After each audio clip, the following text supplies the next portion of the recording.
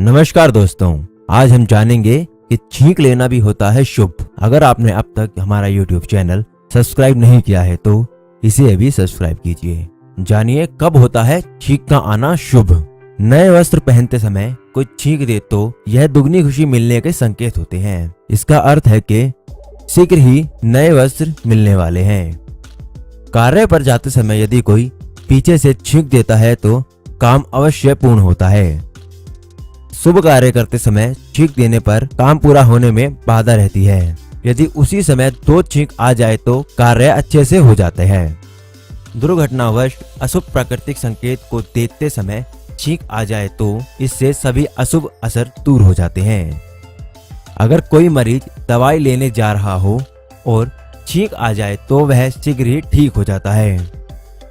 भोजन करने के उपरांत छींकना शीघ्र स्वादिष्ट भोजन मिलने का संकेत है। इसके अतिरिक्त सभी छींकें अशुभ और अपशकुन करने वाली होती हैं।